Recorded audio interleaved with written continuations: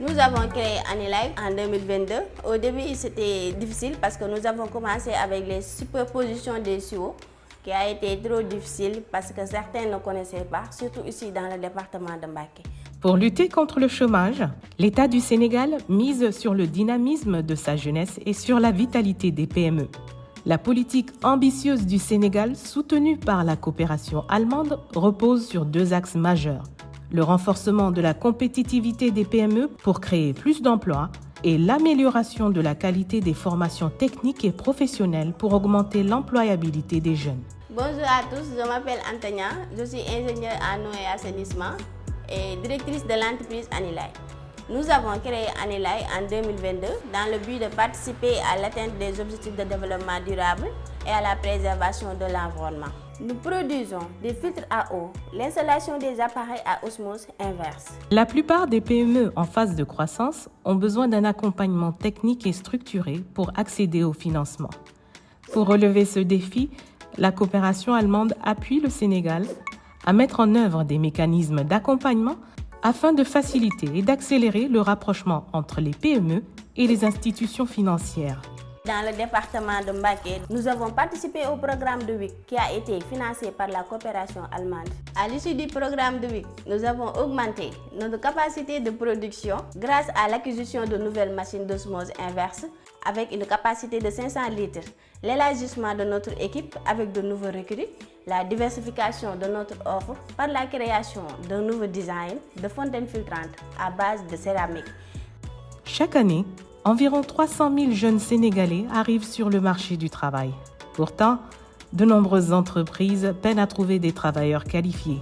Ce déséquilibre soulève une problématique majeure, l'inadéquation entre l'offre de formation technique et professionnelle et les besoins du marché de l'emploi, limitant ainsi les perspectives économiques pour les jeunes.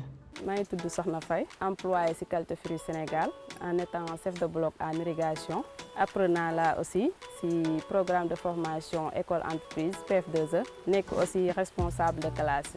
Les bu ma fi ñëw nag metti woon na trop parce que miinu ma ko nekk na liggéey boo xamante ni yombul si laa ñëwee commencé si centre bi ma am fi 4 mois si laa demee irrigation metti woon na trop mais vu que man maa bëgg ma wut pour ma wut loo xamante ni daal dina peut-être dinaa si mën a gagner pour dimbali sama bopp dimbali suñu waa kër.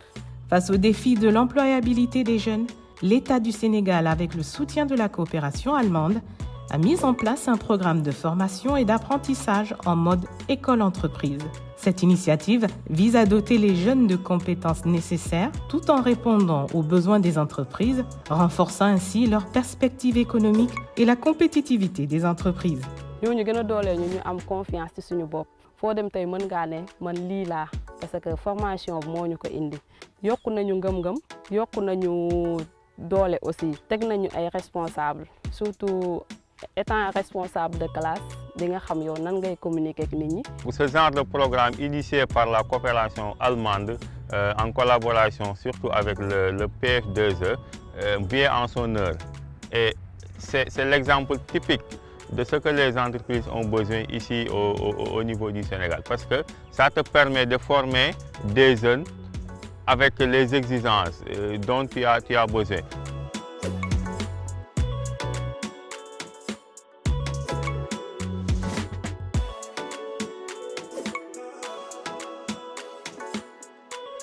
L'engagement de la coopération allemande va bien au-delà de l'accélération du financement des PME, de l'amélioration de l'offre et de l'accès équitable des jeunes à une formation professionnelle de qualité.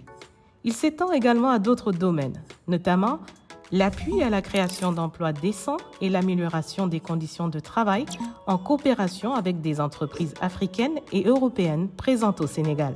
Le renforcement des instituts supérieurs d'enseignement professionnel et la construction d'un nouveau campus à Mbacké basé sur un modèle de construction durable. L'accompagnement des jeunes lors de leur insertion sur le marché du travail et dans l'entrepreneuriat. L'appui à la croissance des PME et à l'accès au financement des entreprises dirigées par des femmes.